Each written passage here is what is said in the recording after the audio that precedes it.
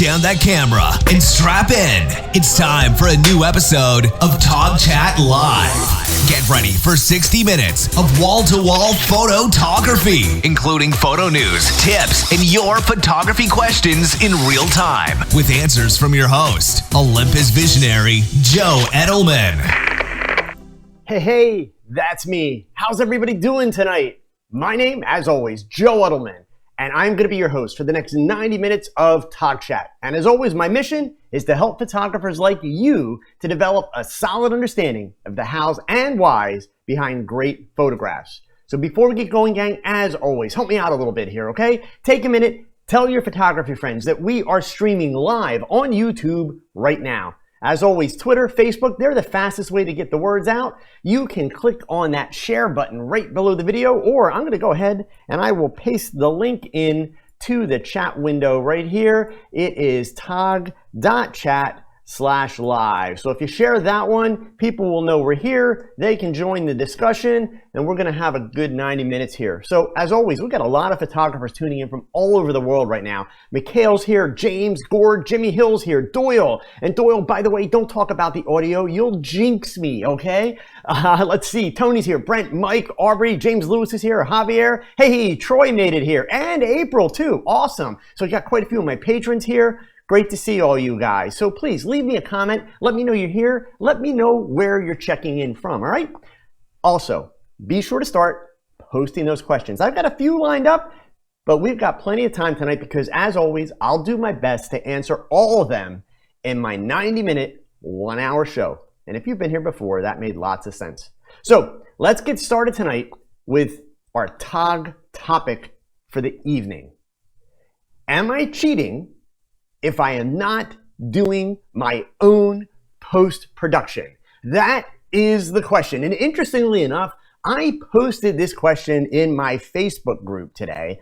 And boy, I gotta tell you, it really brought out some interesting opinions. In fact, I'm gonna grab my phone here. I wanna read just a couple of pieces of feedback. And I'm not gonna rat anybody out here because I'm not looking to embarrass anyone. But I found it very, very interesting that some of the opinions were really quite strong and firm. So where are we at here? Let's see, just scroll up a little bit.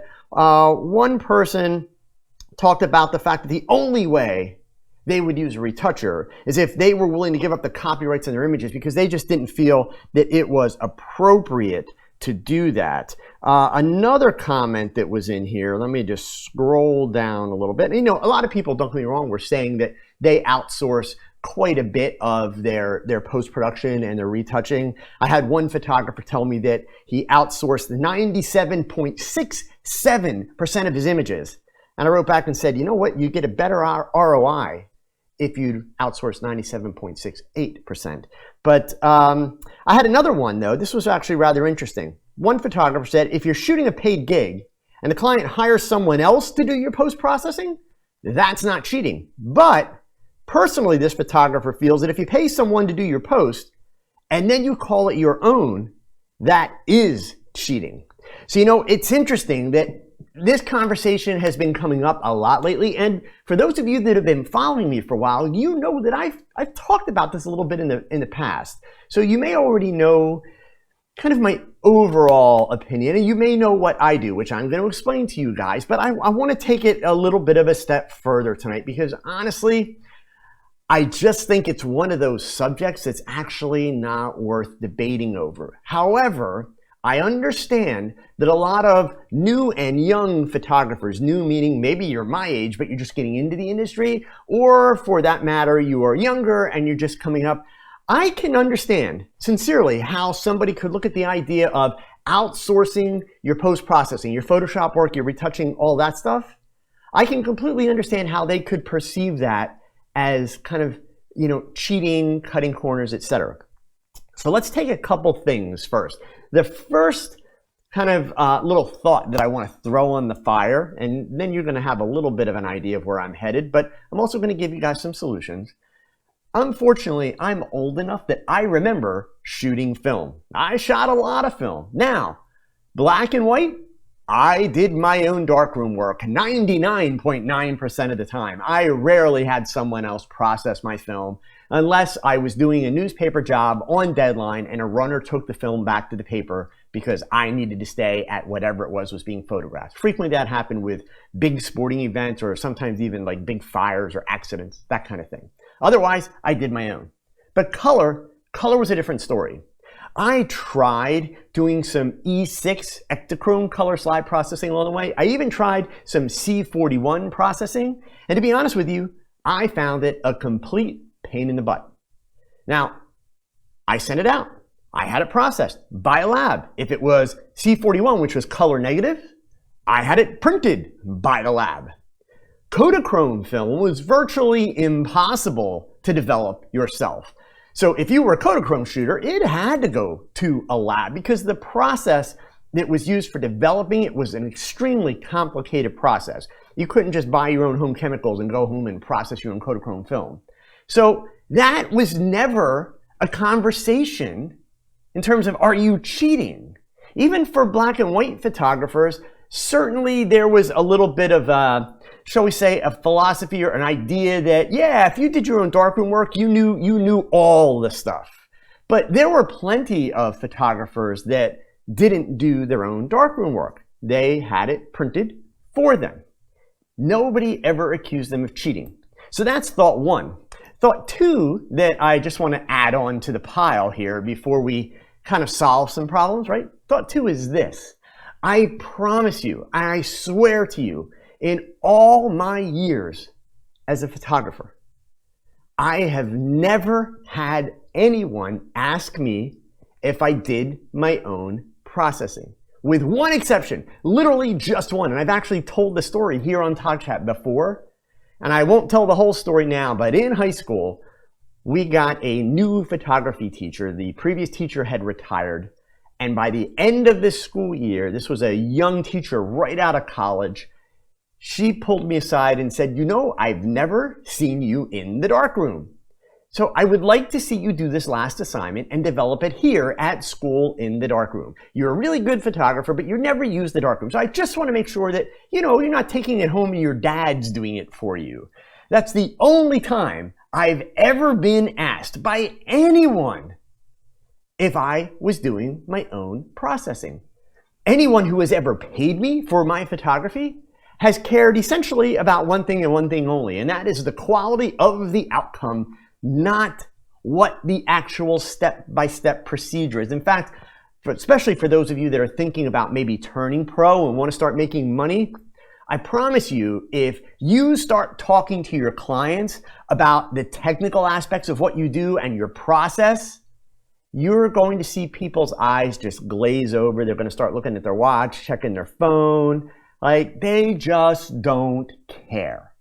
So that's the easy answer. We can move on, but we're not going to move on because now I basically said, hey, it's okay, but let's dig a bit deeper, and let's also try and kind of help you consider that process and if that process is right for you. Because for me, now that I've told you it's okay, you're not cheating, go have your stuff retouched elsewhere, there is a big, really big but at the end of this piece of advice. And I'm not going to do any puns there. We're just going to say it's a big but, right? That is this.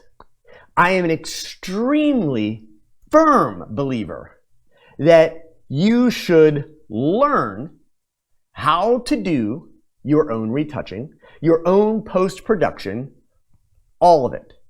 I am of the firm belief that if you are looking to truly improve your photography, and especially if you want to get to the point where you can create consistently good results, and if you want to get to the point where you can charge people on an ongoing basis, I would aggressively encourage you, build your Photoshop skills, learn how to do it yourself, start to finish, high-end and low-end work, learn how to do it. There's a benefit to that, a huge benefit. Number one, maybe you've got to get something done in a hurry and you don't have the time to send it off to your retoucher, regardless of where in the world your retoucher is. Number two, you still have to communicate with your retoucher. And that brings us to the piece that I really want to spend some time talking about tonight is how do you actually work with a retoucher? Because there are an overwhelming number of options available. And it's actually not that confusing, but it does require a little bit of common practical sense. So actually earlier tonight before we came online, somebody asked about what you should be paying to have an image retouched.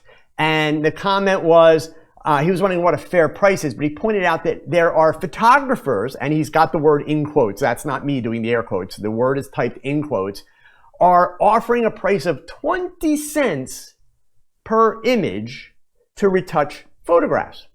And he goes on to say, I think that's ridiculous. And I assure you, that is ridiculous. In fact, my good friend Irene Rudnick, who was also a YouTuber, recently did a video showing you essentially what you get when you spend 25 cents for retouching an image compared to spending a few dollars for retouching an image compared to what she can do on her own.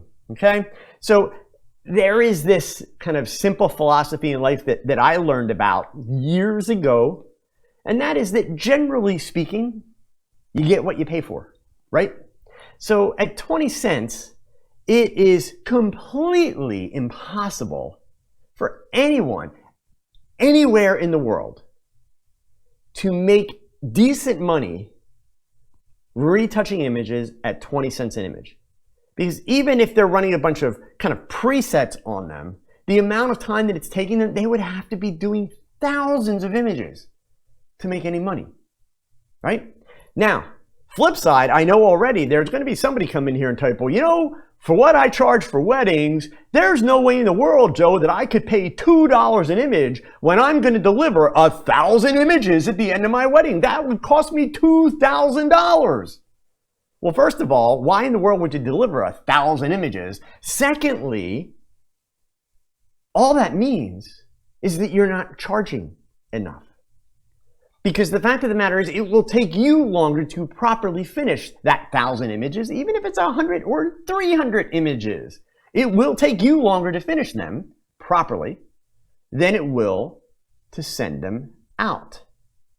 So you really have to decide, where is the value in your time? How much is your time worth? And understand that if you're going to lock yourself in front of a computer, and I hear it, I have friends who are wedding photographers, and they get so excited. I have a wedding this weekend. I can't wait. It's a really fun bride and groom. It's in a neat venue. The church is really cool. The weather's going to be great. And then you talk to them the following week, and you're like, oh yeah, you know, God, like, I really don't feel like working today because I've got this wedding sitting there and I've got like 800 images that I've got to go ahead and I've got to prep, and I just don't feel like it. And every time I ask them, it's like, why don't you send them out? Now, there are a couple requirements for sending your images out. And I'm sorry, folks, but these are common sense requirements, all right? I am not suggesting to any of you at any skill level that you find a retoucher for the purpose of making you look like you are actually a photographer. If you want to use a retoucher, just like when you sent stuff out to your photo lab back in the day, if you underexposed your negatives by 5 stops, you are going to get back a muddy, dark nothing of a print. If you overexposed by 3 stops, you were going to get back a print that had huge blown out areas with no detail. They were not miracle workers. They were simply labs that processed your film. So there is, of course, the requirement that if you're just going to bulk send your work out, you've got to, 1, edit through it, cull it. In other words, get rid of the junk. But number 2, if you want great quality work, let's say you're one of those photographers that likes presets. So you like to kind of flavor your images, and that's absolutely fine. I'm not a huge fan of the presets, but I understand they are very popular, and it is a creative choice, and it's completely okay. Just don't get to the point where you look like you're creating Instagram images for your weddings, right? But even if you want to use presets, all the more reason you have to be a good photographer. You have to be consistent with your shooting, consistent with your exposures. In other words, you actually have to pay attention when you're shooting. You actually have to create good images in camera, which is the idea. So the goal here is not to hire a retoucher to save your butt. The goal is to hire a retoucher to save you time. And so many new and young photographers that I speak to that are doing like event work, that are doing weddings, any kind of volume, the bulk of their time is being eaten up by the fact that they are not really doing the right things in camera. What they are doing is they're spending a tremendous amount of time after the fact trying to make all their pictures look consistent. So, at the end of the day, gang, number one, good photography requires good photographers. It just does. So that means practice, improve, build consistency. But now, when it comes time to sending images out to a retoucher, there are a lot of different options. I'm just going to tell you about a few of them tonight, and I'm going to give you actually the names and some URLs to a couple of them so that you can start your research. I am not an expert on each of these different companies. I will share with you exactly what I do with my work. In fact, I'm even going to give you the website address for my retoucher, okay? But it's important you understand what I use them for and what I don't use them for. So there are retouchers, companies, that you can essentially have them do everything to your images. In other words, they will do the color correction, they will do blemish removal, they will remove objects out of the background if you need that done. That all sounds wonderful, right? And it sounds like, oh my God, what a time saver. And they actually do it at a very reasonable price. A lot of these companies, you can have images, have objects removed from the background for as little as like $5. You could have a high-end portrait retouching done for as little as $5 an image. However, number one, and by the way, if you're saying $5 an image, that's like ridiculously expensive. The next time you do it yourself, please pay attention to how long it takes you, and then you tell me if $5 an image is still expensive. It's not expensive. But understand that $5 an image is wasted money unless you communicate properly to your retoucher. What you can't do is you can't take a file or 100 files or 1,000 files and just essentially lob them over the wall and say, here they are, make them look good. Because I promise you, every single time they're going to come back and you are going to be extremely unhappy. So that's the line number one, you build consistency in your work. Number two, the more detailed pieces of the image that you need dealt with, maybe it's flyaway hairs, maybe it's blemishes, maybe it's get rid of this pole out of the background, maybe it's get rid of the bumps that are on the sleeve and smooth them out. Whatever they are, the more detail that you need dealt with, the more that you have to communicate that information to your retoucher. It's like building a relationship. So instead of actually doing a video about just this, I'm going to point you back to my YouTube channel. And there is a set of videos. In fact, let me bring them up on the screen here so that I can show them to you, okay? I'm going to switch over. If you go to my YouTube channel, now, we have to use a little brain power here, gang, right? But, I'm not going to do all the heavy lifting. Sometimes learning requires effort. We're going to type in the word makeup, which has nothing or little to do with retouching, right? Once you type in that word, you're going to see two videos right there. What to know about working with a makeup artist. That's the important one. And then you need a makeup artist for great portraits. But this first one, what to know about working with a makeup artist. What I would encourage you to do if you've never worked with a retoucher, watch that video. And actually, you don't have to watch it. Listen to it. Every time you hear the word makeup artist, replace that with the word retoucher in your mind. And you are going to find that it is the exact same lesson. It is exactly, in fact, here, I'll go ahead and I'll copy that URL. I'm going to go ahead and put it in here so that you guys can find those videos yourself. It is the same set of lessons. It is the exact same guidelines. You have to communicate. So let me explain what I do with my work and what some of your options are. The most tedious portion of the post-production work for me is blemish and flyaway hair removal. Now, I am extremely fussy about flyaway hairs in the studio. So the good part of it is that is usually not a big deal, but it's still a deal. There is always a certain amount of flyaways that have to be dealt with, right? And blemishes are blemishes. People come in, they have a bad skin day, you've got to deal with it. Makeup can only cover so much of that, right? So that is the tedious part. And it's also not the highest skilled portion of the image. And it also doesn't really affect the finished, shall we say, flavor of the image. So that's the part that I send out to have done, because that's the part that is time consuming to do it well. And it's really not a high skill set. It's using, a clone stamp and a healing brush, done.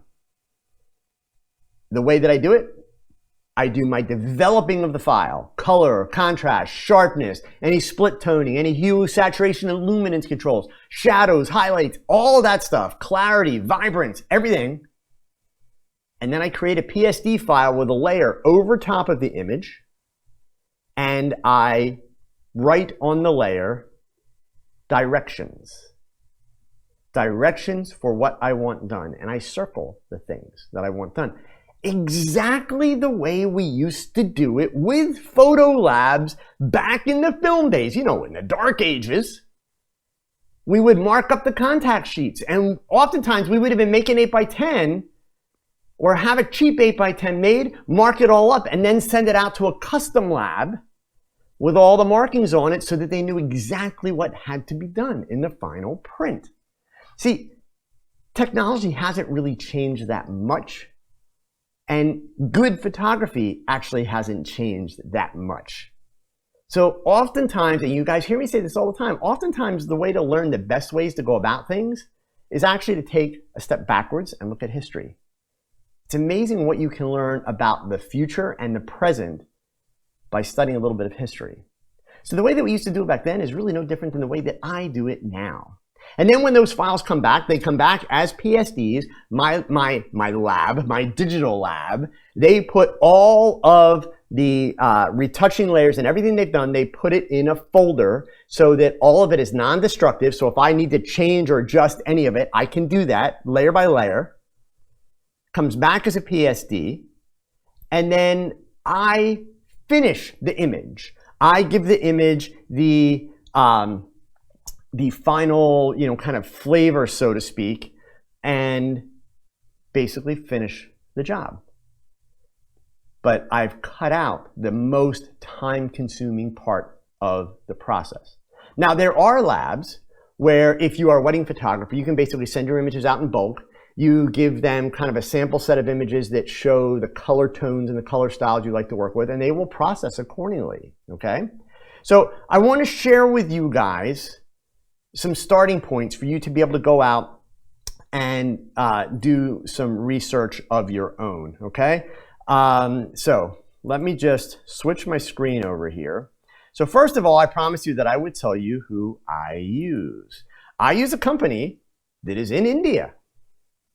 In fact, I hate to tell you, all of these companies I'm going to tell you, even though some of them are based here in the United States, the retouchers are in India. And there's actually a simple reason for that. It's like 1/3 of the population in India is involved in IT in one form or another. And these people are amazing. Okay, they're just absolutely amazing at it. So, and because of the economy differences, they are able to do it at a very, very reasonable price. Okay, so the lab that I use is called Clipping Path Land.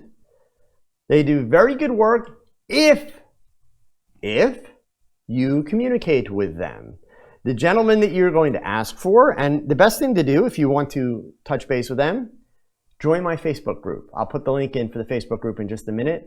Sahin, he's the boss, he's the big guy. He is a member of my Facebook group, okay?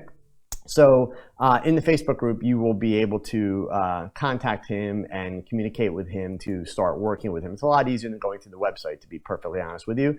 Let me just get you the link to the Facebook group here really quick, and I will paste that in also. So if you're not a member of the Facebook group, whoops, let me try that again. That was much more link than I wanted. Sorry, let's grab that link. If you're not a member of the Facebook group, I would encourage you to go ahead and join. It is a very different kind of Facebook group, but I'm not going to give you the whole sales pitch for that right now, right? And let's see here. There we go. So there's the link to the Facebook group. So going back here, again, the company that I use is clippingpathland.com. Now, one of the better known companies here in the US, so now I'm going to go to the top of the US list, okay? And this is a company that's used heavily by wedding and event photographers. The name of the company is Rebuku, okay? This is the front page of their website that you see next to me here on the screen. I'm going to give you the URL right here, okay? There we go. So there's an interesting question. And see, I told you there will be people that have a really hard time letting go of this. Chaz, yes, Chaz asks, is it not more satisfying to have produced your work from beginning to end? Chaz, look, man, I know you're a follower and I appreciate your support, but I'm going to be honest in the sense that that's kind of a foolish question. Of course it is. But we're talking about once you start doing volume. In other words, if you guys have noticed, everything I've talked about tonight is business oriented, right? It's about return on investment. It's about time investment. These are the things that I've been talking about, okay? Yeah, if you're out there taking pictures for fun, hell yeah. Why would you send it away when you can create? Let's be clear, gang. One of the great things about digital technology, you are only limited by your own imagination. We couldn't say that back in the film days. When you went click, image was done, right? That's it. You know, black and white, you can manipulate a little bit in the darkroom, but like if you were shooting Kodachrome, click, done. Creativity is over. It's finished. With digital technology, we have the ability to go way beyond the camera. So of course it's more satisfying, but unfortunately it's frequently not practical. That's the challenge. So, and by the way, I'm not saying that I send all of my images out, but at this point, the majority of them I do. You know, I don't get to shoot as much as I would like to. Believe me, if it was up to me, I'd be in the studio shooting 3-4 days a week. That's just not an option at this point. So, you know, it's all about finding that balance and understanding how to best spend your time, okay? So, oh no, Indian retouching isn't too expensive. Any retouching that is good retouching is not too expensive. It's about building a relationship. So thank you for your opinion, but it's an opinion. I'm not interested. Let's talk about some facts, right? So Rebuku is a company that if you take the time to go through your website, as I mentioned again, gang, I'm not going to do the heavy lifting for you here. If you're interested, go learn it, okay? So, you know, they do the same stuff that you can get done in India because they're using Indian retouchers, but they have an office in America. So if you are dealing with customer service, you are dealing with Americans. For those of you that have a problem speaking with foreigners, okay, you can deal with Americans on American soil with questions and answers. They start at 60 cents an image. They will offer a 24-hour turnaround. They will do proofing. They have a whole breakdown here you can see basically in terms of what it's going to cost you, what's included. It's really pretty simple. But again, the key is learning to communicate. Their ordering system also gives you the ability to provide the information in terms of what you need done to the image, etc. And they do have discounts for bulk and so on and so forth. If I were working with an American-based company and if I were doing volume work, this is the company that I would work with. The reason being, one, if you do some searching online, you'll realize they have a great reputation. Two, they have a very, very good option or set of options in terms of what you are able to do, okay? And let's see here. Three, they honestly make the process very, very simple. Now, other options that are, shall we say, fairly well known, okay? This one is called Fix the Photo. Now, I'm providing you this one as an option because a lot of people ask me about this company, but I'm also going to give you some full disclosure here. I would never work with this company. The reason why I wouldn't work with this company, honestly, is because they have extremely aggressive and deceptive social media marketing techniques. Their work may be great, but these people send me connection requests on LinkedIn, Instagram, and all that, literally like 5, 6, 7 times a week with a different profile each time. And of course, when you click through and you look at the profile, you realize it's like a bogus profile. They're simply just doing it to make connections. I have no respect for that because it's simply annoying. But a lot of people use them. Their prices are reasonable and in line with everyone else. So again, that's an option. And then a third option for you, let me switch over to this one, retouchup.com. I have also had people talk to me about this company and they have used them, had some good success. I have never used RetouchUp and I have never used Fix the Photo, but these are companies that have come up in conversations with acquaintance before. I mean, they have this, you hover over it, there it is before, there's after. I won't lie to you. Number one, for $10, that's a steal. But at the same time, we got to question whoever took that picture in the first place. Like, seriously? Like, how about just doing decent photography, right? Sorry, I know that's harsh, but that's it, okay? So the bottom line is this, all right? There's a starting point for you guys. You've got the links. You can go out, you do some research. Understand this key point, and then we're going to get into the question because I know that's what everybody wants, okay? You have to build a relationship with them. In fact, Mike Kozinski just asked me a question here. He says, Joe, when you look at a retoucher besides the price, what else do you look for? So I look for a couple of things. One, and this is going to sound, I do not mean this to sound arrogant or American-centric or racist, okay? So please, let's be very clear. But I do need to know that I'm going to be able to communicate with them. So when I look at their marketing and their website, etc., part of what I'm looking at is, can I actually understand it? Or does it look like a website that was written in one language and then they paid somebody $5 to translate it? And so it's all broken English, etc. Because that also gives me an indication that when I try to communicate back and forth, I'm going to be dealing with somebody that does not speak good English, which means I'm going to have a struggle. So that's not trying to be, America first or any of that stuff, please. It's just being practical in terms of the bandwidth that I have to be able to build that relationship and work with somebody. So honestly, that's kind of one of the first things is I want to make sure that this is somebody that I'm going to be able to communicate with, because communication is the key, right? Because what I'm doing, think about it. I'm bringing that retoucher into my world as a collaborator on my finished product. So even if they're only doing kind of the, as I call it, the dirty work, honestly, it's like blemishes, flyaways, that kind of stuff, still, the quality level in which they do that is very, very important, okay? So, and then the second piece, of course, is I'm looking at their websites and I'm looking at their samples, which indeed almost anybody can come up with a good sample, but just like a photographer's website, if their best samples are unimpressive, there's no reason for me to think that their work is going to be any better when they get their hands on my images, right? That's kind of foolish thinking. So, and then from there, honestly, the last thing, I'm not going to lie to you, the last thing that I look for is the price. If I find someone that does the quality of work that I want in the way that I want it, and I can communicate with them functionally, easily, without it taking a lot of extra time, then unless they're, 5 times higher than everybody else, their price is more than worth it, period. So that's, how I look at it there. And again, gang, you have to remember, Chaz asked me the question before about, the satisfaction of working beginning to end. If you're just shooting for fun and you're strictly a hobbyist, you're not shooting a lot of volume, this is probably not for you, and that's okay. I don't want anyone to think that I'm saying you have to use a retoucher. Of course not. Remember, I started out by saying you need to learn how to do it yourself first. If you don't know how to do it yourself, don't expect to work well with a retoucher. Okay, retouchers are technicians, so, and they're very good at what they do, but you've got to communicate with them. So, but when you get to the point where you're doing any kind of volume, then yes, this is where this becomes really, really valuable to you. And that's the point. You may be thinking $2 an image or even $3 an image is high. But if you're charging, let's say it's a wedding, and you're going to pay $2 an image. If that's too much for you for what you're getting done, that means your pricing is completely out of whack.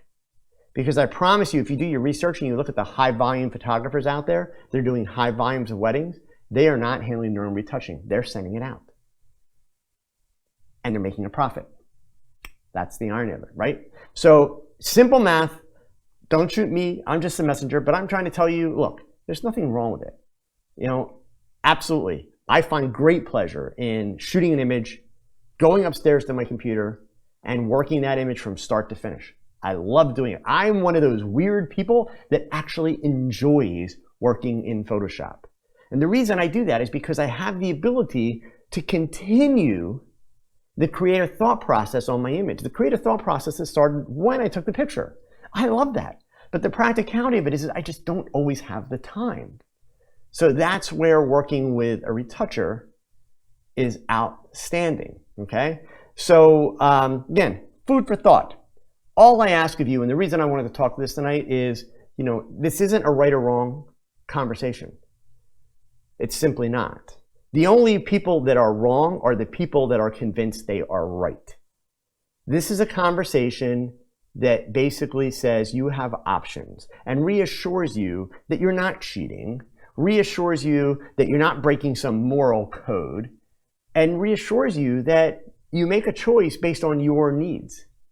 And I promise you from my experience, and you haven't seen anyone chime in here tonight, asking or saying, oh, no, my clients always want to know, do you do your own retouching or do you send it out? Clients don't want to know. Clients don't care. Clients want to know that you're going to deliver a great product for the price they agreed on at the agreed upon time. That's what the client wants, right? Okay, cool. So, Penny Jones, can we have an American example of prices per image? You don't need exact prices, just curious. It can be all over the place. The sites that I was just looking at are averaging around 60 cents to $2 per image, depending upon the amount of work that you need done.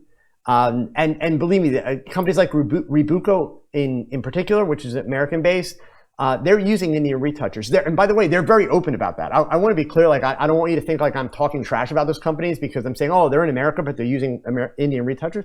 They are very forthcoming about that on their website. In fact, they explain the reasons why. They explain their whole process. So that's another part of the reason why they have done so well here in the US and why they have so much clientele is because they make no secret of it. But of course, what it gives you is it gives you English-speaking American people to talk to, so you never have to deal with any language differentials. Okay, which I'm sorry, but that's an important part of the equation. So because part of the reason for using a retoucher obviously is to save time. But then if you're having challenges communicating, that's not really saving you time, right? So so they're very forthcoming about that, and they're very straightforward about it. So I have a lot of respect, in that sense for the way they're approaching it. They're not trying to mislead anyone. Okay, there are other companies that clearly, based on their prices, the stuff's going overseas, and they swear that it's not, which is baloney. Because unless they've got like slave people locked away in a closet here in the U.S. sitting at computers, there's no way that they're getting that kind of work done for those prices. It's going overseas. And there's really nothing wrong with that. There's nothing. I mean, we have to understand, folks, the world is getting smaller. The internet does that. And that's a wonderful thing. It opens up opportunities. It provides us access to services and things that we've just never had before. So again, just my 2 cents. But I want to dig into questions because I know there's a whole bunch of them lined up now, which is exactly what I was hoping for. So thank you, okay? Kevin Clark. He is going to, you're going to see me in St. Louis this weekend. Awesome. Well, I'm headed out tomorrow too. So I fly out, you can see, I'm like already, it's on this side. I'm already packed. Everything's ready to go. I head out to the airport tomorrow morning. I'll be in St. Louis by mid-afternoon. Tomorrow night, there is going to be a Sip and Click that is sponsored by Olympus. And you know what the worst part is? I don't know where. So I will be posting it on social media tomorrow. As soon as I hit the ground in St. Louis and find out exactly where the Sip and Click is. I just found out about the Sip and Click last night. So as soon as I know where it's at, I will share that on social media. So make sure you follow me on Facebook. I will definitely share it there. But yeah, I'll be in St. Louis for the weekend. I'm presenting twice on Friday, twice on Saturday. Friday it's in the morning, and well, actually both days. It's in the morning and then in the afternoon. So looking forward to that. Should be a good time. I've heard a lot of good things about Creve Coeur and their Photopalooza. So it should be pretty cool. In fact, here, let me just bring up on the screen real quick for those of you that have not been following along. This is where we're going to be at tomorrow. It's the Creve Coeur Camera Photopalooza. So it's actually Friday and Saturday. And then obviously, if you are interested in possibly seeing me speak or attending any of my workshops, I'm going to put the link here in the chat window for you. You should bookmark this page, check in often. In fact, at the bottom of the page, you can actually subscribe to the calendar so that it will update you as new things are added. I've got stuff in here that goes all the way through into April already of next year. I know there's a bunch more stuff coming. I do know that I will be at WPPI in Las Vegas. Yes, always love a trip to Vegas. I don't know exactly what I'm going to be doing, but I'll be there. And a lot of people have been asking me if I'm going to be at Imaging USA in Atlanta, and I will be. So now I'm going to be attending the show. In other words, I'll just be walking around enjoying the show, which I hardly ever get to do. But I will be doing a platform talk at Imaging USA. That's going to be on the last day, the 22nd. I think it's a Tuesday morning. And it's all about build your personal brand to build your business. Your clients hire you, not your camera. This is one of the most overlooked pieces of marketing for photographers. You guys have heard me talk about bits of this along the way. But the PPA is the Professional Photographers of America, so it's primarily a professional group. So a lot of people that attend that have businesses or are in the process of building a business. So it's kind of a really good, fit to that. Okay. The fact that you have to explain that it's not wrong or racist blows my mind. A good result is a good result, and ultimately, I completely agree with you. Seriously, I do not debate that at all. Unfortunately, I'm sure if you read the news. Here in the U.S. today, it's a little dodgy when you speak about things like that because, and honestly, it kind of should be. There's just a lot of very sensitive things that need to be dealt with in this country and a lot of very sensitive opinions. So, in speaking about that, I was just trying to report to you guys kind of, this is how people perceive it, and here's kind of the practical sense. But as far as your client's concerned, believe me, yes, your client ultimately doesn't care. They want a good product. So, San Hunter, any chance you might be coming to Michigan or nearby? I hope so. Hopefully next year. Probably by the beginning of the year, the schedule will be filling up a little bit. I also know that I'm determined one way or another to get out to Michigan because I really, really want to be able to spend some time with two of my fellow visionaries, Jamie McDonald and Mike Baining. They're both, out that way. So I definitely want to be able to get out there and do some shooting with them. I'd love to go out and do some urban stuff with Mike. And I really want to go out and do some shooting with Jamie. It's just that Jamie has a bad habit of having his cameras go underwater for really long periods of time and then breaking them. So I don't know if I'll go shoot, the water stuff with Jamie, but I'm looking forward to go shooting with Jamie. So, all right. So now let's, I just want to scroll back through some of the comments here really quick. And then I've got a bunch of questions. Oh, wait, one thing I almost forgot. I need your help. Small favor. Okay. Last week, I mentioned to you guys very briefly about the possibility of doing a book and also the possibility of doing some photography tours. In other words, going to a foreign country and taking a group of people with me, hiring models, and doing location shooting in really exotic, kind of cool places. Okay. So I've got a little survey, and I told you guys last week that I was going to do this. So I've got a little survey that I would appreciate it if I could get a few minutes of your time, and literally this will take you like a minute tops to do, okay? But it is a survey that is going to help give me a little bit more information about what you like learning from me and how you want it, okay? I know a lot of you want me to get back to doing tutorials. Don't worry, they're coming. But there are a lot of other good opportunities coming up in terms of me doing workshops, some video things, as well as the possibility of doing these tours. So if you could, I would appreciate it sincerely. I put the link in the chat window there. If you could take just a couple of moments and fill that out for me, that way I can make sure that I'm structuring. I'm working with a company who will actually be managing most of the tour process, because believe me, that's not my forte. My forte is photography, right? So this will be, kind of a very upscale setup, well organized. They're going to do all the legwork, all the groundwork in advance. But I'm really looking to make sure that the kind of topics we deal with and the stuff we talk about are stuff that people are really interested in, okay? Crispy Fort, Tour Central Australia. I would love to do Australia. In fact, I've had some run-ins with Glenn Lavender who is from Australia. Him and I like to go back and forth, and we've had some fun doing his podcast and that with Bruce Williams. But believe me, I would love to make it down there. So fingers crossed, we'll get there. So let's see. Jean Lapalme, do you only shoot RAW? I used to, but since I converted to Olympus, they're more JPEG centric. I love how heavy you can in camera edit the picture, so it's awesome how far tech has come. I do shoot like 99.9%, probably 99.99% RAW, absolutely. That video that I did recently about the Pen EPL9 where I shot JPEG, that was really just to kind of prove a point. If I was doing that for any other reason, believe me, I would have been shooting RAW. But I will say this, I had to take a little bit of an exception. I understand what you're saying about liking the JPEGs. No way in the world is Olympus JPEG centric. It is absolutely not JPEG centric. I would call it maybe JPEG friendly because I really like the color engine.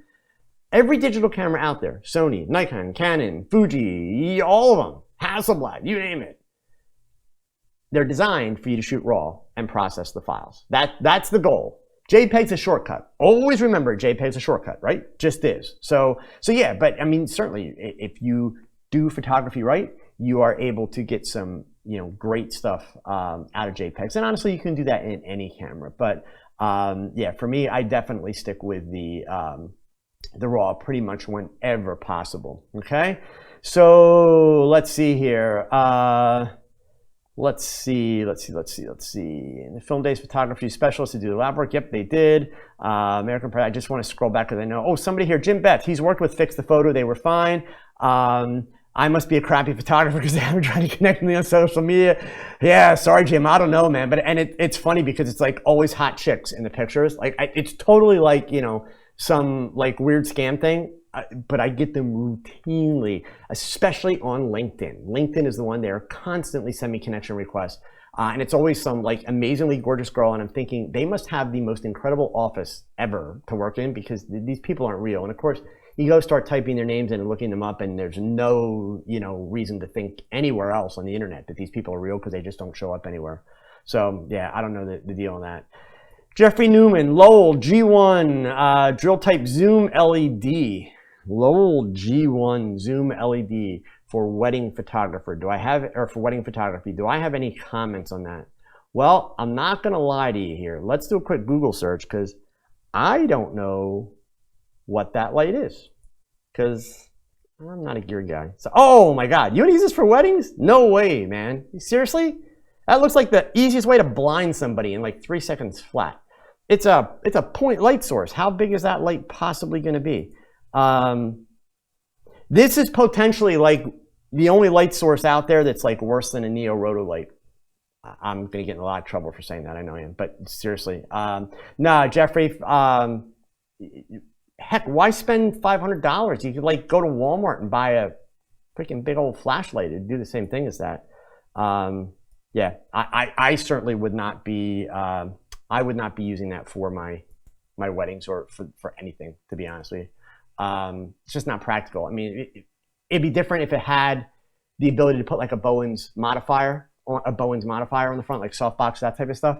But clearly that's not really doable because it's got a Fresnel head on it. So it's a focused light source, which is meant to give you a very long throw beam. So yeah, I don't know that I would go that route. Okay. All right. So along with all this post-processing talk tonight, James Lewis had a question earlier, and that question was, how much post is too much post? So James, I'm going to give you the definitive answer. This answer has been a long time in the making. It has been carefully thought out, and I promise you, it is sage advice.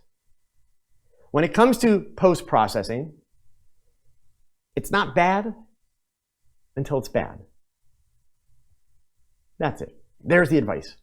The bottom line is, you have to set your own standards, and then you also have to be willing to accept the standards of the people that you want to hire you.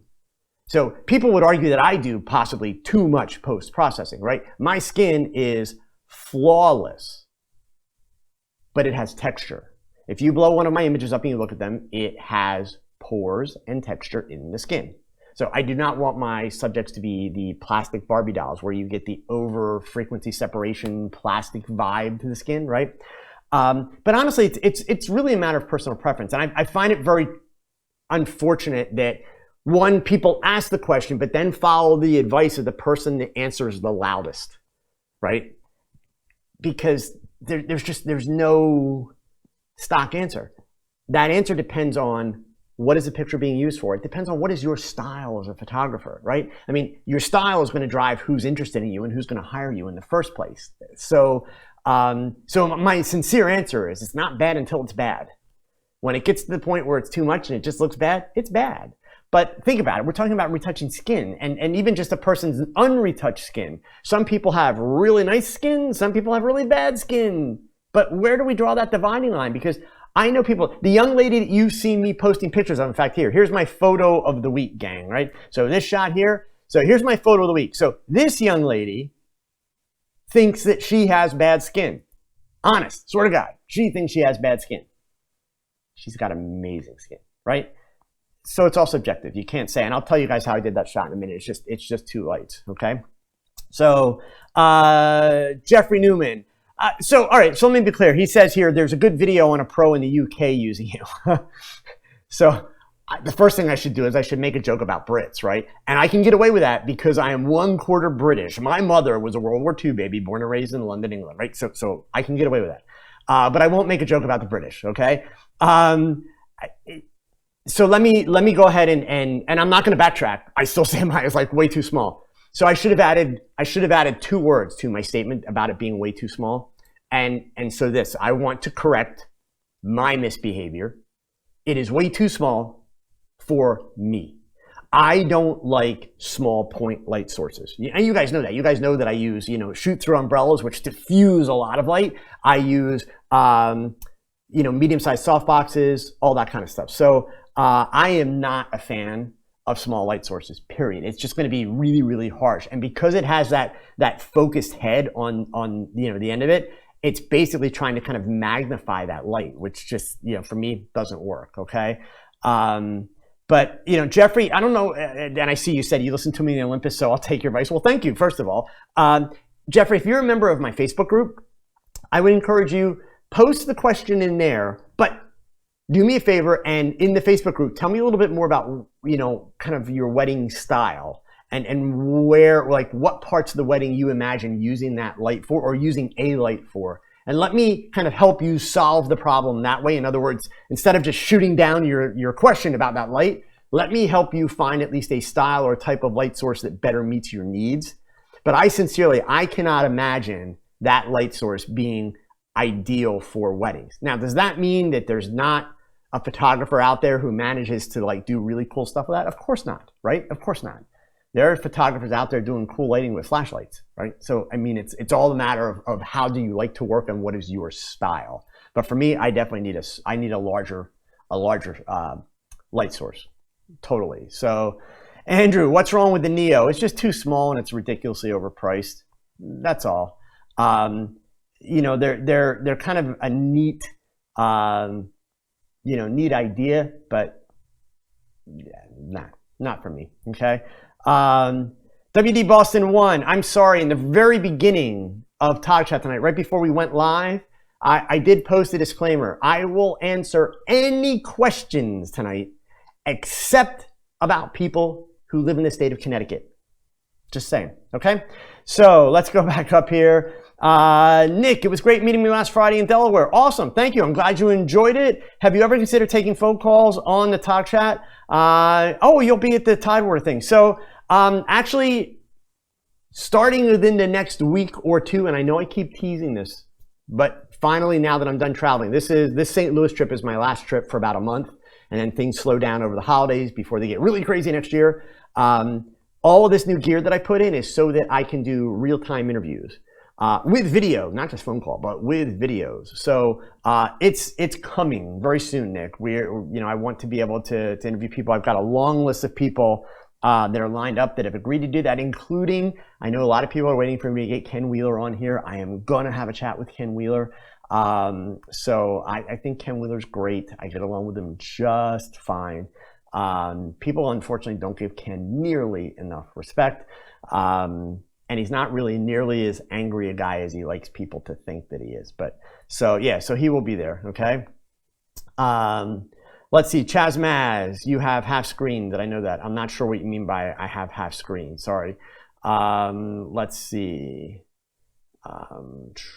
Roger McLeod, the survey says select all the apply, but only let you pick one. Okay, I'll have to tweak that as soon as we're done. So yeah, I apologize, guys. That's something that I can fix, and I will fix that as soon as we're finished here, okay? Gerald, the Flash Modifier series is just about finished being edited. It was a nightmare, but it's going to be worth the wait, I promise you, okay? Jeffrey, any comments on creating black and white images? Would you create it in Photoshop or in camera initially, i.e. shoot in black and white or color? So I would absolutely, in fact, here, Jeffrey, while I'm giving you this answer, I'm going to give it to you quick because I actually talked about this just last week. I did a photo walk at Photo Plus Expo. So all of these shots that you're seeing here were shot in RAW, which means that technically they were shot in color, right? However, in my viewfinder, I had my Olympus OMD EM1 Mark II set to the monochrome color profile, and within the monochrome color profile, I had the contrast boosted all the way up to +2. That's the maximum that you can boost it, and that's the case for pretty much all the camera brands today. I think one of them goes to +3, but most of them it's a +2. The reason I do that, Jeffrey, is because back in the day with film, you know, back in the dark ages, we would light things and expose things one way if we were shooting color transparency, and then we would light and expose things a completely different way if we were shooting black and white film. So digital came along, and you know the trick with digital is it became really, really easy. Basically one click and poof, you have a black and white image. But at the same time, we also see a lot of really, really bad black and white images, unfortunately. Images that are muddy, they just don't have good contrast, or they're completely way overdone. A good image, per Ansel Adams, pure black, pure white, and all the grays in between, right? That's the way I learned. So I like to see my black and white images in black and white while I'm shooting them. So in that particular photo walk that I did, I decided to challenge myself and kind of do it in the style of the Life and Look magazine fashion layouts of the 60s and 70s, which mostly were done in black and white, very monochrome, you know, type vibe to them. And so yes, I shoot black and white in camera so that I'm seeing and thinking black and white in camera. That's you know, definitely very, very important to me, okay? Let's see here. Jean Lapalme, have you ever had a moment after prepping so much and put so much hard work to only have things progress slowly in developing your photography or your business, and what did you do to overcome discouragement? Oh gosh, Jean, like all the time. Well, in part though, let me be fair, it's because I'm impatient. Like I'm the kind of person, if I want something, I want it yesterday. I'm willing to work really hard to make that happen, but I want it yesterday. I'm not the most patient person in the world. My wife will vouch for that, okay? So I've kind of dealt with that, you know, pretty much all the way along through my career. But you really just have to, you have to keep plugging at it. You have to keep going with it. It all starts with knowing what your passion is and pursuing your passion. Love what you shoot, shoot what you love. And that's really the, you know, the key to that, to, you know, to working through it. So, okay. And Doyle Hughes mentions is that I do take live questions from Patreon contributors on Zoom chats on Fridays, which I do, thank you. The only Fridays I don't do that are when I'm traveling. So my patrons are anxious for me to stop traveling because the last 3 weeks have been crazy. So we haven't done a Zoom chat in 3 weeks. Well, 2 weeks, and then we're not going to do this Friday, but next week we'll be back at our Zoom chat at our regularly scheduled Friday afternoon at 5:30 p.m. Eastern time in the U.S., and we will definitely you know, be continuing that process. So some other questions here. Malcolm asked me earlier, what types of mountings am I using for mounting my strobes, my backdrop paper, etc.? So I have a video for this, guys. Let me bring up the YouTube channel here. And all that information is in here. When you go to the YouTube channel, in that little search box that's up at the top, not all the way at the top. If you do the whole top, you're searching like all of YouTube. So you do the little magnifier glass on my channel and just type in home studio. And I'm going to grab you the link and I'll paste it here in the chat window. The first video that comes up is going to be the DIY home studio. And it has all the information on the brands and what types of mounts that I use. The only thing that is not in this video, let me just hit enter on that. So there you go. The only stuff that's not in that video, Malcolm, are the mounts that I have on the walls. That's these guys here. These are made by, actually these may be in there now that I said that, but anyway, just to be safe. These are made by Manfrotto. They extend, I think about 6 or 7 feet. So I have a 13-foot wide shooting space here. So with them on both sides, I can cover the entire studio, which works out, really, really well. But that video, as I mentioned, it will show you all of that in terms of how I mount stuff, where I mount it, why I mount it, where I mount it. That's all in there. Okay. All right. So let me see here. Next question. Ajax Rodriguez. I've seen portrait shoots where there's a black foam board or a flag on each side of the subject. I know a white board bounces light and a black board would absorb it. So what is the desired end result that a photographer would want to achieve with the black board set up like that? Basically, Ajax, you kind of answered your own question. The black is basically going to absorb light, so it's going to make the light a little bit harsher. Remember, with the inverse square law, those 3 words that everybody hates, okay? The idea is if you're doing like beauty work, maybe you want to use a beauty dish, that helps make the light fall off really fast. If you are in a room like mine where there's a lot of white, even with a beauty dish, you can still get a little fill off the walls. So by putting the black flags in, you're making sure that none of that light is going to kick back in at all, and you're going to get a much faster fall off, which is going to make that fall off more dramatic. If you don't have a beauty dish and you're working with an umbrella, remember, an umbrella, while it's nice light, it tends to throw light all over the place, right? It's not efficient. That doesn't make it bad, it just means it's not efficient. Umbrellas make beautiful light.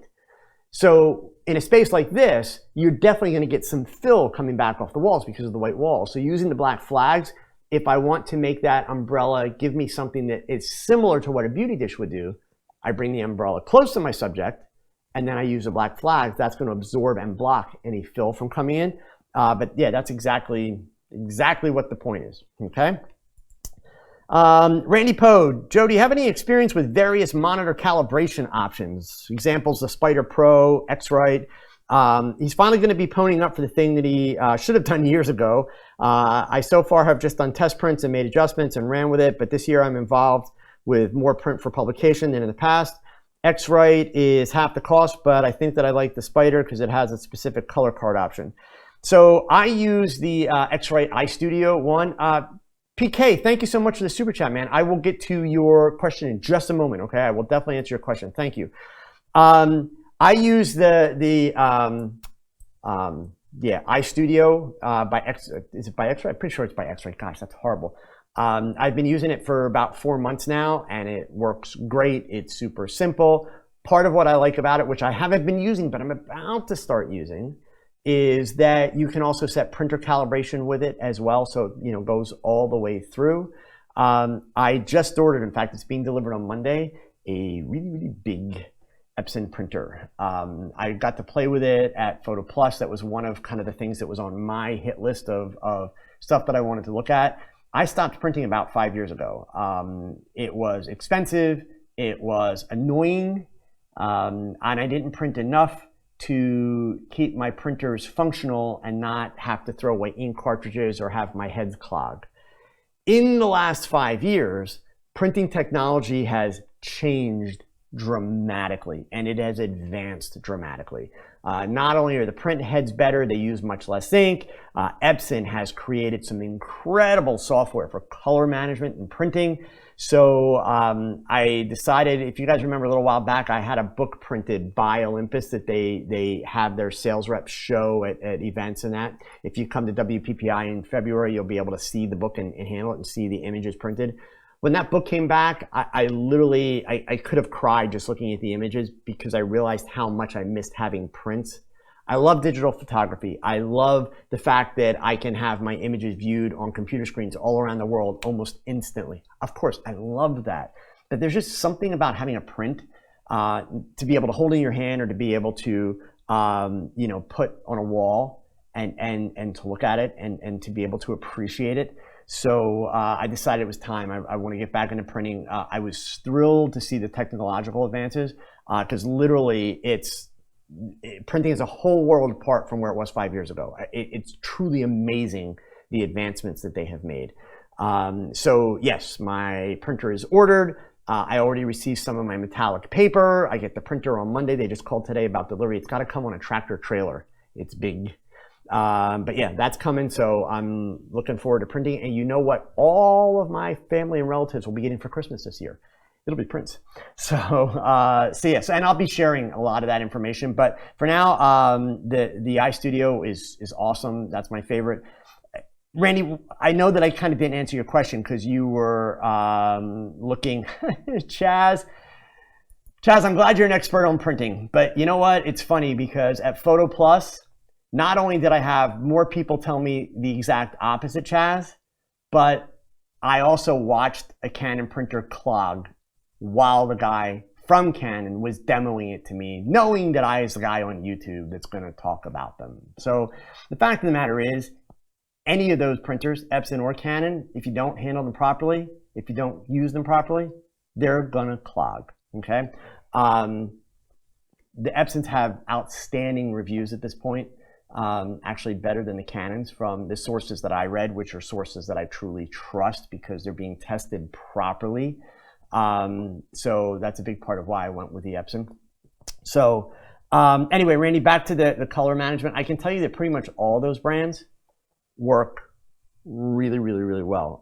The X-Rite, the spider calibration tools, I've used all of them in bits and pieces throughout the years, and they all accomplish pretty much similar results. You know, the big thing is you just have to make sure you use them and you're consistent. So Joe Mack, using the printer will solve most clogging issues. And you know what? So that's an interesting thing. So here, guys, here's my pro tip that I learned at Photo Plus this year about printing. And this one is like so dumb that I felt like a moron when it was explained to me. Because as part of the conversation, I was explaining to the guy from Epson, this guy's name, true story. His name is Eddie Murphy, and no, he is not the comedian, okay? So, but he's one of their like R&D people and that. So he's like a bigwig in the company. So I was talking to him and I was telling him, it's like part of the reason why I gave up printing is because I just wasn't printing enough, and then my heads would be clogged, my ink cartridges were drying up, and he said, you know, you can't believe how many people tell me that same thing, and then I have to make them feel stupid. And I'm like, okay, well, what are you gonna tell me? So as it turns out, and he broke it down for me, and it makes complete sense once he broke it down. It's like, I did what most people do. I bought that nice Epson printer that I had, and it was, you know, it printed up to like 17-inch paper, or 13-inch paper. So I could do like 11 by 14s on it, right? So it was a decent size. It wasn't huge. It was like one down from the top of the line at the time that I bought it. I never used it to print an email. I never used it to print a piece of paper that I was going to hand to somebody, ever. Because I thought, well, the ink is expensive, and the paper that I'm going to print email on is porous, and that's going to clog my inkjets and all that stuff. So basically what he did is he said, well, do you have a printer now that you use for emails? Like, well, I have an inexpensive Brother LaserJet that I'll use, but I don't print that much. And I really don't. I try to avoid printing emails and things like that. So he said, well, the good part is when you get this really expensive Epson printer, you can go ahead and you can get rid of that LaserJet. And anytime you need to print an email, print it with the Epson. It actually helps with the maintenance. It's not using any more ink than you would be using on the other printer. And because of the way now that you buy ink for the Epson printers, it's actually no more expensive than it is for the ink on the LaserJets. So the bottom line is, print whatever you have to print. Don't treat it like you can only make a photograph on it. Use it as a printer. I was like, okay, that's actually incredibly simple. Great. Makes my life really easy because I don't print that much, but now when I do, I know that I can go ahead and I can print it with the Epson printer. So I will be sharing that with you guys. We'll be talking about it, and you know, I'm definitely going to get into the color management aspect of it and kind of walk you through everything that I did and all of my foibles as we get it set up, because that'll be coming up in the next few weeks as the holidays are coming. So, all right, so PK, your question. You said that you don't like small light sources, but what about using a good flash like the 862 and a Rogue XL Pro Light reflector bender with diffusion? Thoughts? So the Rogue flash benders are actually really nice. I have a set of them. I have had the opportunity to play with them. Here's the challenge with the Rogue flash benders, right? If you start bending them, so the one that you're talking about, PK, if I'm not mistaken, is the one that you can basically put it straight up and then it has like the diffuser front to it. So it's almost like having kind of a mini softbox. If that's how you use it, that's great, because it's going to be like a softbox, but keep in mind it's going to be, you know, a fairly small softbox still. Much better than that light that we looked at earlier that's, you know, got a head that's about that big on it, but still fairly small. They're like about this wide and about this tall, okay?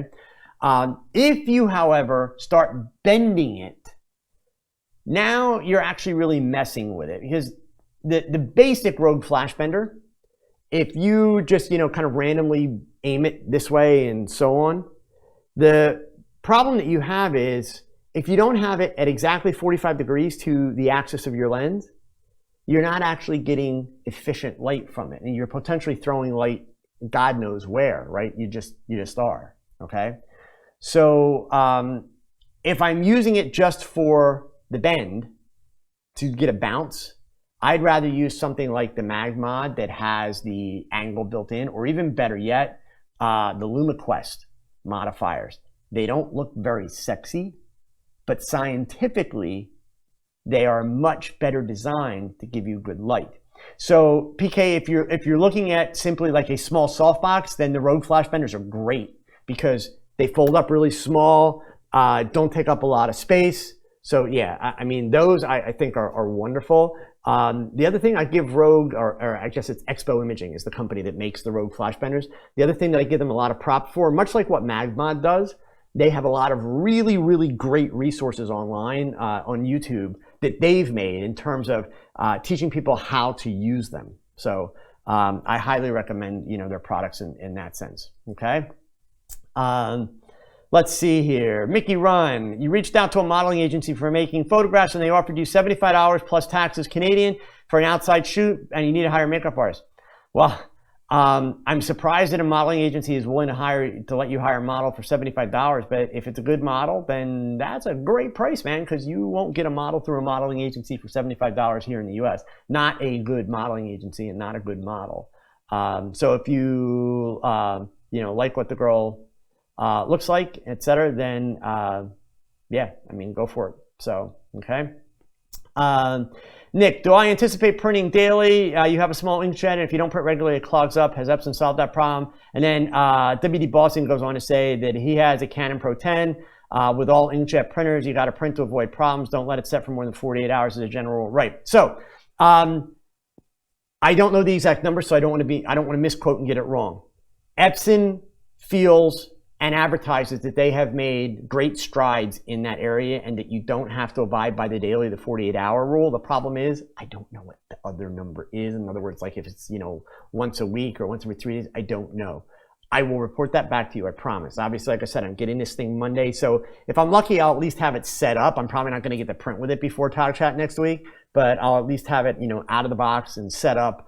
So I will do some digging in that, but that was a piece of our conversation. I've got a whole bunch of notes, so I don't remember exactly what it was, but I had learned that same philosophy, you know, back in the day when I was getting frustrated with printing, that like, yeah, if you're not using that thing like every day or every 2 days, you know, that's what's leading to your problems. And indeed, the problem I had is I was going 2 and 3 weeks between printing, and so every time I had to print, I was having to clean the print heads. And it just, yeah, it was a nightmare. So I am very aware of the fact that I actually need to use this printer in order to, you know, keep it in tip-top shape. But especially for what it costs, believe me, I will be doing that. But I was assured that they've gotten much, much better. The print heads now are much different and they're much finer than what they used to be. So that actually helps really limit the amount of clogging that takes place. So More to come, I promise. Lots to report back on that. Okay? All right. So actually, Kevin had a question here too that has to do with the post-processing a little bit. So I kind of answered it, but let me at least read his question to make sure that we're getting all the points here. Since tonight's topic is post-processing, how far do you go with things like smoothing and softening the skin? He had a client, and this is why I wanted to read this, because he's talking about an actual experience that he had with a client, right? He had a client recently who was unhappy because you could see the lines around her eyes. You know, the lines that she actually has? So he had softened them about 30%, and he felt that it looked great, but not until he completely eliminated any lines was this client happy. In other words, she wanted to look like 20 years younger than what she really was, right? He doesn't like doing this because it isn't his style, and he wishes to remain true to his style because it's the one main thing that differentiates him from other photographers. How do you view this balance? So, Kevin, I completely agree with you. The problem is, in that situation, it was something that you left until after the fact to have that discussion. So, it's fair enough to say when you met the woman for the very first time before you did the photo shoot, or even at least if you met her the day of the photo shoot for the first time, you could see that she had wrinkles. So now you know, and this is how we learn as photographers, guys, right? So this is actually, even though he's upset about this, and he had this customer who was not really happy with him, this is actually a great experience for Kevin. Because now the next time you meet someone of age with lines, before you even press the button. Mickey Run, thank you so much for the super chat, man. I'll get your question in just a second, okay? Before you press the button, that's a question that you should be discussing with your client so that there's a clear understanding going in. So obviously the ideal time, Kevin, to have that conversation is before you actually agree to the assignment. That way you're all on the same page. But at a minimum, before you press the button. But you've got the right values in terms of wanting to keep your style, keep your way of doing things. Understand, gang, once you take on clients, you work for them. So, this is a great learning example for you, Kevin, in the sense that, if they want it less, then you need to do it less, unless you had a conversation about that and had very clear expectations with the client in advance. But if you didn't, the best thing you do is do it this time, never make the mistake again. That's how you learn, okay? All right, so Mickey says here, would it be easier to just put an ad on Facebook or Craigslist? What should I be aware of for setting a type of contract with a model? Thank you so much for answering. So, Facebook, Craigslist, Instagram actually, let's take Craigslist out of the mix, right? Nothing's good on Craigslist, so please don't use Craigslist for modeling. Facebook and Instagram, let's talk about those two, right? Is it going to be better to find somebody on those websites than going to an agency? Well, it'll be a ton cheaper, but it comes with its own ramifications. I'll get to that. Would it be better using one of them than going to like Model Mayhem in the US or Purpleport in Europe?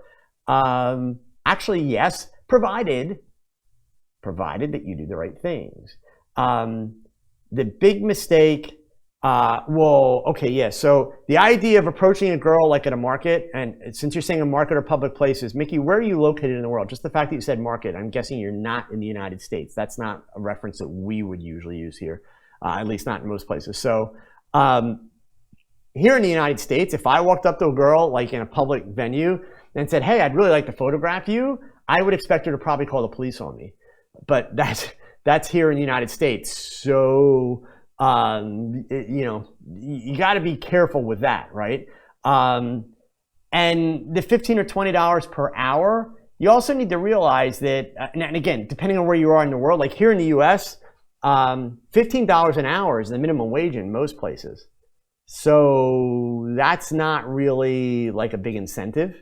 I mean, just saying, I remember when, a girl would work just to get some pictures. But yeah, today, to say to somebody, hey, I'm going to pay $15 an hour, that's not a particularly huge incentive, right? So, Mickey, you're in Canada. Okay, that makes more sense. I figured the word market, there was a bit of a European flavor there. So, depending on where you are in Canada, you got to be careful about going up and just approaching people cold about that. It's unfortunate that that's the case, but that is the world that we live in today, right? Generally, what I will do if I meet a girl in public, in fact, actually 3 nights ago, I went to dinner with my wife, our waitress, drop dead gorgeous. I'm watching this girl through the whole meal. I want to photograph this girl. This is a girl that I have to get in front of my camera. So my routine always is I leave a business card on the table. So when I paid my bill at the end of the night, I said to her, I said, I just want to leave this card with you. I'm a photographer. I do beauty and portrait and fashion photography. I would love to photograph you. I'm not asking you to pay me. I would love to photograph you. Take a look at my work, and if you think it would be fun, contact me. Here's my information. So it's a little bit of a numbers game. So basically, I put that card on the table, I pay her that compliment, and I leave. If I hear from her, great. I do my shoot. If I never hear from her again, no harm, no foul. It's all good, okay? So, and this particular young woman, by the way, she did follow up and she called me and she's very excited about doing a shoot and I'm going to photograph her, okay? So you kind of got to be careful. But Mickey, I've actually talked about it on here quite a few times. The challenge with finding the girls on social media and that is that you've got to put in the effort. If you don't put in the effort, they're going to flake on you. They're not, they're not going to take it seriously. And so they'll be like, yeah, okay. And the day the shoot comes, you'll be all ready to go and the girl doesn't show up. And especially if you're only paying 15 or 20 bucks an hour, I see Michael Hampton saying that in Texas, $7.25 an hour is the minimum wage. Michael, I don't want to get political, but the fact that the minimum wage is $7.25 in Texas is kind of pathetic for Texas. Because you can't live in this country at $7.25 an hour. So that's, unfortunately, that's just a whole nother discussion and we won't get there. That doesn't mean it would be right to pay anybody that. So, that was 2015. Okay, good. Yeah, because I'd be rather surprised if that was the case. I think most of the US right now, it's actually around 10 bucks. But a lot of places are switching over to $15, which even $15, you can't live on $15 an hour in this country if you're working 40 hours a week. And the reality of it is most of the jobs that pay $15 an hour, you can't get $40 a week. So, it's just one of those things. But let's see, next up here, Pierluigi. Maybe a stupid question, but some photographers use a tripod for portraits and others just have a camera just in their hands. What's the best practice? Mickey, thank you so much for the other super chat, man. I really, really appreciate it. Mickey, really quick here, sorry. Back in some of the previous TogChats, I've talked quite a bit about the finding models type stuff and all that and kind of how you prep for that. So if you go back to some of the previous ones, you'll find a lot of information there. Perluigi's question about the tripod. John Edward also had a question. So it's about tripod. So let me deal with both of them. He says that he never uses his tripod during a studio portrait session. He always hand holds his camera. In my opinion, do I see any perceived benefits from using the tripod? He noticed that sometimes I switch between the two. Like in one video, I'm using a tripod, and actually he references one of my older videos. So I want to be clear, it's one of my older ones that I wasn't using a tripod. What's the reasoning? Does it help slow you down, or is it just a matter of convenience? So the biggest reason I use tripods today, in fact, usually when I talk about tripods, I did this on stage at New York, Photo Plus. I do this in my workshops. I do this anytime I'm doing a demo. I will probably say this several times this weekend in St. Louis. I hate tripods. They're just annoying. They get in the way.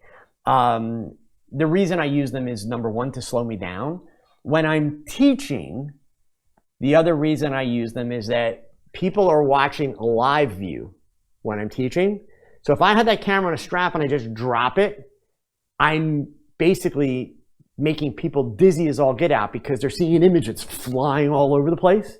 So I go ahead and I lock the camera down on a tripod, okay? GNAP Studios, when I use a tripod, do you turn image stabilization off? I don't. You're supposed to. People say it's a good idea. Now, depending on what brand of camera you have, you might want to really make sure you're doing that. But with my Olympus, it's not a problem at all. So no, I never turn it off. And truth be told, gang, I never used image stabilization when I was a Nikon guy because it sucks. So, or at least it did. Let's be fair, it did. So I didn't use it then at all. So that wasn't a problem. But with my Olympus cameras, I don't worry about it. I just shoot. It's super simple. Okay. So the tripod thing, you use a tripod if you need it. Otherwise, it's strictly a matter of personal preference. There's not a perceived benefit in that sense. The perceived benefit for me is it does slow me down, which is a good thing. Just in case you noticed, I'm a little bit hyper. get working a little fast sometimes. So, you know, it's nice to have that to kind of pace things a little bit, but definitely doesn't necessarily make your photography better in that regard. I know photographers that are religious in the sense that they will only shoot with a tripod. And then I know photographers like myself that really hate it, but I'll use it, you know, for various reasons. In fact, I'll be showing you guys next week. I came across this really cool new tripod from Benro. It's called the Tripster. And what's great about it is it's actually in my cases. I'm able to pack a full-size tripod in my travel cases that I go on trips with. So it's really, really nice. Now, this weekend I'm going to be at a camera store. So in theory, I don't need it. But I just love the fact that, you know, when I've got to travel and do demos, I can, you know, throw this thing in the case. And it extends, you know, full height. I'm 5'8". I'm not that tall, but it, you know, extends full height. So I can bring a camera up just above eye level with it. So it gives me, you know, plenty of range, which is great. Okay. All right. Let's see here. Troy Hall says $7.25 is the federal minimum wage, which, yeah, again, without getting political, that's really pathetic. But unfortunately, that's what it is. So, and most of the states, or I shouldn't say most, but a lot of the states have started, you know, going above that. So hopefully that will be it. Mohammed Jamal, any information about the rumored Olympus EM1X? I know about as much as the rumor sites know, because that's where I get my information. Truly, guys, I just spent 4 days with Olympus in New York, right, at Photo Plus. I promise you, every day with a different Olympus employee, I was asking questions, and I was digging and prodding, and, you know, people will kind of generally like admit, oh, there's some coming, but when, what, how much, what's going to do? No idea. And then people are like, what about lenses? Are there going to be more pro lenses? I mean, a lot of people would love to see, you know, more of the f1.2 lenses, all that kind of stuff. I swear to God, I really, really do not know. I know what the rumor sites are saying. The current rumors, it sounds like they are focused in on like the CES show, which Olympus hasn't done the CES show to the best of my knowledge. That's a consumer electronics show. So I don't know. I really don't know if that's a plan. I certainly haven't been asked to speak, so I know I'm not going to that. But the rumor sites seem to feel that it's going to be in January at the CES show. They're calling it this EM1X. One of the rumor sites said it's going to be really big. I can't imagine it being really big. But honestly, I don't know. So, you know, obviously I'm a new guy to Olympus in that I've been using Olympus cameras for a year, but for everything that I've read, for everything that I've seen and all the research that I have done, I'm pretty sure that whatever it is, it's going to be a very substantial improvement. And just like any other camera, there will be people in Connecticut that will probably say it's no good or that you shouldn't buy it or whatever. But, you know, there it is. So, PK, what was the other light modifier that you were talking about? Not the mag mod, it was something. Luma Quest, LumaQuest. Not sexy at all. Like, I want to be really straight. They are like circa 1970 vibe. They've got like this vinyl cover to them. But I will point out to you, these not sexy modifiers are used by Joe McNally of National Geographic fame, okay? They're his go-to modifiers for his speed lights. And a big part of it is it's because of the science behind them. If you do a YouTube search for a gentleman named Quest, Q-U-E-S-K, hence Luma Quest, Quest Couch, C-O-U-C-H. This guy is brilliant, and you'll understand a lot of the science that goes behind them. So I would encourage you to check it out. So Ajax, do I have a concise rebuttal to a certain video declaring the eminent demise? Guys, I told you in the beginning, I'm really serious, okay? I refuse to answer any questions that have anything to do with people in the state of Connecticut. That's my standing statement for the night, okay? All right, so I think I have one more question here, which is perfect because that gives me like one more time, or one more, enough time to answer one more question here. Ken Vincent had a question. How can I apply a gel to a monolight? For example, he needs a half CTO to get his strobe light to match the ambient in a church where he wants to shoot some portraits of teens. With his speed lights, he uses mag mods, but he's new to the Interfit S1s. The easiest way, Ken, I'll show you what I do. Let me just grab them here. Sorry to step off camera real quick, but you can get these. I get them on Amazon, but you can get them like at Walmart and that. Just get Velcro dots, right? So I buy them by the roll. I use lots of these things. But get Velcro dots and put one on either side of the S1. So that's the interfit, S1 and S1As. One on either side of the head, right? And then I buy the, whoops, this one's cut out. You like that? There, it's missing a piece. But I buy the cheap 12-inch gels, like the cheap ones. And I put Velcro on either end. And so here, let me get one that's not cut so I can actually show you, what'll happen. So I put a dot on either side of the light and then, take the Velcro dot and just curl it, boom, hit, and then it's over top the strobe head. It's not sexy, but it works very effectively. So, if it's one of those things where you're not going to use those gels like every single time, then it's great. Hawaiian Espional, I don't know what your question is. I'm sorry. If I missed it along the way, I'll scroll here through really quick, but I can't promise you I'm going to get to it. I try to get to as many as I can, but we're running out of time here. So I am not seeing your name pop up unless it was like all the way back in the beginning here. Now, I promise if you leave it in the chat window, I will do my best to get to it next week for you. And there's also a link underneath the video where you can submit questions pretty much anytime. And that way I'll have them for next week. They actually get saved into a database. I'll have them for next week. Okay? All right, gang. I'm going to breathe. It is 7:30. We've been here for 90 minutes. You know the drill. That means you owe me 180 minutes with the camera in your hands. I appreciate your company. I love the fact that you guys spend this time with me every week. But please don't live your photography life vicariously through somebody on YouTube. Go out and take pictures, okay? Have fun with that camera. Get better at it, improve, and enjoy what you're doing. And remember, gang, whatever you do, don't forget these words. Thanks for watching another live episode of TogChat. Now, pick up that camera and shoot something, because your best shot is your next shot. So keep learning, keep thinking, and keep shooting. Adios.